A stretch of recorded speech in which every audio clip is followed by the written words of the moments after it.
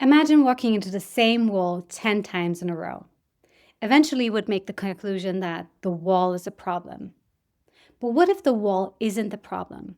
What if the problem is that you've become so focused on the wall that you stopped looking for doors? That's actually what happens to a lot of people in life. They don't get trapped by the circumstances in their life. They get trapped by the perspectives they believe in. And when that happens, something interesting also happens. The walls become all that they see. The obstacles become all that they see. The problems become all that they see. And eventually they start believing, you know what? I'm stuck. But what if they're not? What if they're just standing too close to the wall to see the way out? Now imagine you are in a giant labyrinth and you're trying to find the exit. So you walk forward and there's a wall. You turn left and there's a wall. You turn to the other side and there is a wall. And you try again and again and again. And after some time, you start to draw a conclusion. There is no exit here. This isn't working, and I'm so bad at this. But here's the thing. The conclusions aren't coming from seeing the entire labyrinth.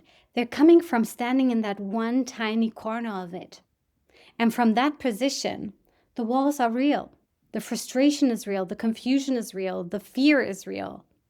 But the conclusion that there is no way out, that's just an interpretation. Because just because you found a wall doesn't mean that there is no door anywhere else. And just because you found 10 dead ends doesn't mean that there is a real exit. And that's exactly what happens in life. When we're overwhelmed, when we're frustrated, when we're scared, when we feel uncertain about things, then our world gets smaller. Our focus narrows down and we stop seeing possibilities and we just start seeing obstacles everywhere. And when that happens, we usually don't ask, what is it that I'm not seeing? We tend to ask, why isn't this working?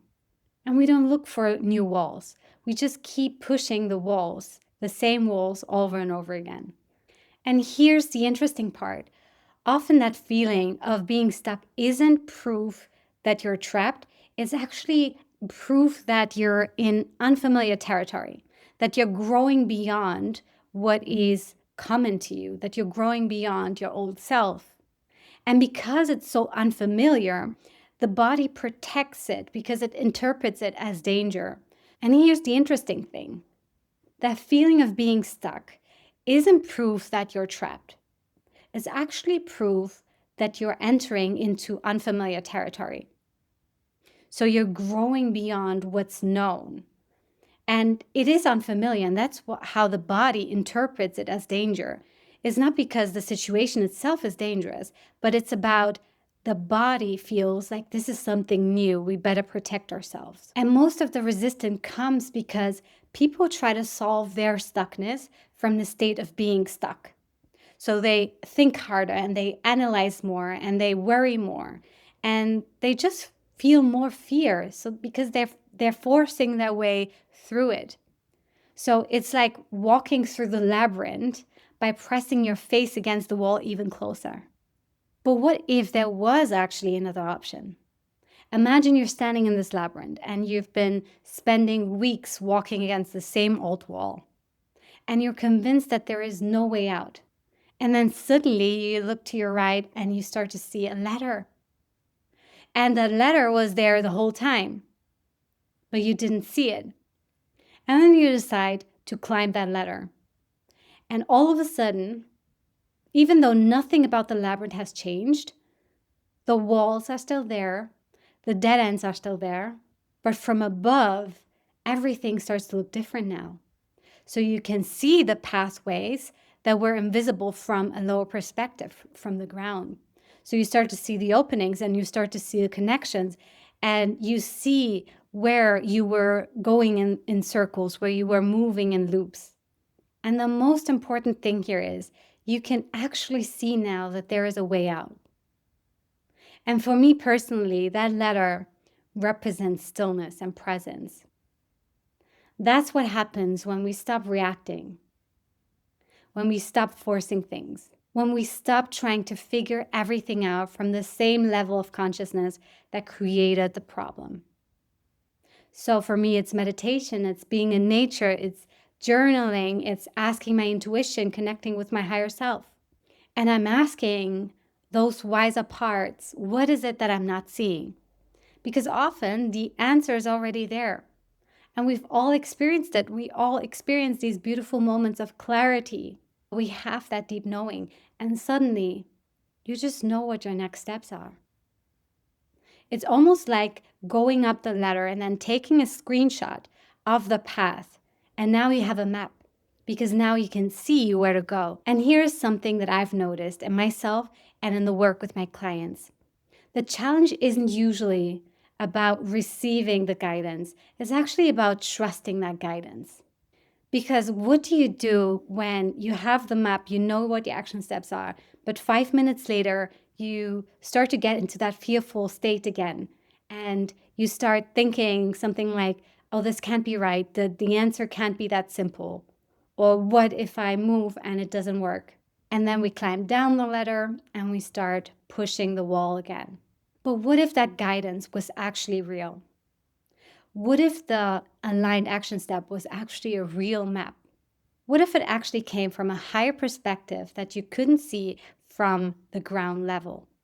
And this is where nervous system work becomes so important, because you're taking a wider perspective that sounds great in theory, but what happens when you climb that ladder and you see the path and your body starts to freak out?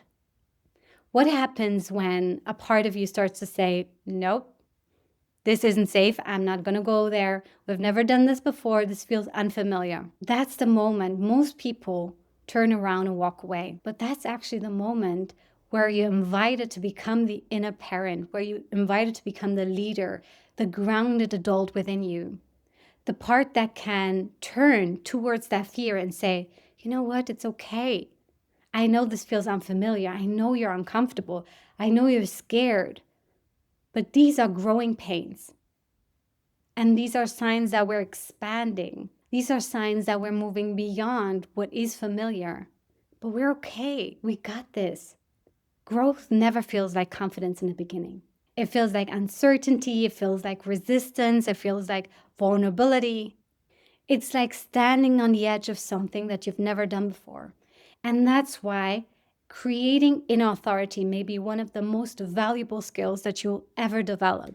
Because if you don't consciously choose which voice to listen to and which voice to follow, then you automatically always follow the loudest voice.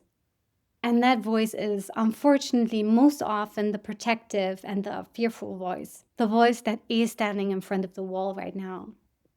But the truth is actually that the real transformation happens when we start to listen to the deeper voice, the wiser voice, the more grounded voice, the voice that has climbed the ladder, taken a screenshot, and went back down. The voice that says, I hear you, and we're moving forward anyway. We can do this. So maybe one of the most powerful questions you could actually ask yourself when you're feeling stuck is, what if this turns out to be the best thing that ever happened to me? What if this isn't actually an obstacle? What if it's a doorway? What if this isn't a sign that something is wrong? And what if this is actually proof that something deep within me is changing? What if the reason why I'm feeling this discomfort is actually because I'm moving finally closer to my new self, to the next level self? What if this is the last stretch before I get out of this labyrinth and find the exit? What if this is the exact moment just before my breakthrough? Because the truth is, there are always multiple perspectives, always available, multiple doorways, multiple exits. One perspective may say, I'm stuck, and the other may say, I'm growing. And one may say, nothing is working for me. And the other may actually say, I'm learning to navigate a completely new level. I'm becoming my new self every day. The situations haven't changed, but your perspective has. And sometimes that alone is the most important thing that takes you to your next level. So if you're feeling stuck right now, I want you to remember this.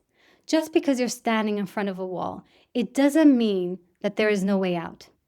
Just take a step back, climb the ladder, get still, listen to your intuition, trust that the guidance is real, that the guidance is always there for you. You become the leader, you become the inner parent, and remind your nervous system that it's safe to grow, that it's safe to change, that it's safe to move into unfamiliar territory. Because maybe you're not trapped, maybe you're not lost, and maybe you're just standing in that part of the labyrinth where you don't see the exit yet. And maybe, just maybe, the doorway was next to you all along. Now, if you're navigating through your own labyrinth right now and you're ready to connect with the next level version of you, the version of you that can already see what you can see from the ground level, then I invite you to check out my upcoming free masterclass on identity shifting. I'm super excited about this one. And together there, we will help you shift into a higher perspective. We'll help you strengthen your inner authority and to trust the guidance that's already in there. So if that feels aligned, then please check out my website. I'll be happy to support you along the journey. Much love.